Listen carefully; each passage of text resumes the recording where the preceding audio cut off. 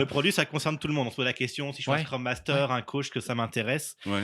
Quand on parle de dynamique d'équipe et puis de travailler ensemble de manière Mmh. pluridisciplinaire à bâtir un produit, ça impacte les développeurs, les designers et bien sûr aussi les coachs, les Scrum Masters. Donc, j'espère que ça intéressera tout le monde. Là, ce serait un bel accomplissement. Oui, super. Puis, ce que tu fais quand on dit produit, c'est pour faire un contre-coup à le concept de projet.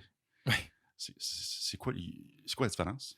Alors, c'est une bonne question. Alors, il va y avoir plein de théories. Je pense que la chose importante, c'est de dire qu'une équipe produit, déjà, ça va être une équipe qui est stable et qui justement s'attaque à un problème jusqu'à temps qu'elle le résolve. Puis elle va avoir des objectifs, plutôt que d'avoir une approche projet où on a un budget, une date, puis une fois qu'on est arrivé à la date, puis la fin du budget, bah, c'est un autre projet qui va démarrer et qui est pas du tout forcément en rapport avec ce qu'on faisait avant et qui empêche donc bien sûr bah, voilà, de se concentrer à résoudre des problèmes de manière structurel avec de l'effet pour les clients et donc dans la création de valeur. Donc c'est vraiment voilà, 2 approches différentes à résoudre des problèmes et on voit qu'il y a une émergence, ou une Mmh. réémergence, j'ai envie de dire, du côté produit. C'est des choses qui existent depuis longtemps Ouais. parce qu'on voit les limitations, bien sûr, de l'approche projet dans Mmh.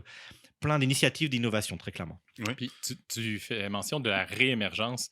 Dans le fond, ce que tu sous-entends, c'est que bon, on avait une approche produit, on l'a perdu un petit peu pour aller vers une approche projet, puis là, le retour du balancier. Bah, c'est sûr que quand on pense à la technologie, quand c'était beaucoup plus compliqué et cher de faire de la technologie, les équipes étaient vraiment concentrées sur des choses parce qu'elles pouvaient juste rien faire d'autre. Il fallait être concentré sur le même problème pendant très longtemps. Et puis après, au fur et à mesure que bah, il y a eu de plus en plus de monde, les entreprises ont de plus en plus investi, ça a commencé à saupoudrer. Et donc c'est là où on voit des projets rapides et puis on veut faire des choses.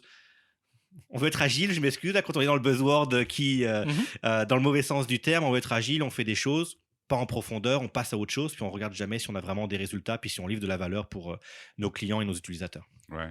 Parce que moi, dans mon temps, avec les cartes perforées, on avait le droit à 2 compilations par jour. Mais dans les.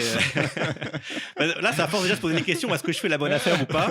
Et puis Oui. quand on regarde dans les références du monde produit, justement, les histoires de bon, Apple, création du Macintosh, etc., c'est des vraies aventures produits avec Mhm. des cultures et des pratiques produits qui ensuite ont été un peu ignorées et que maintenant on essaye de remettre au centre du jeu, là, très clairement.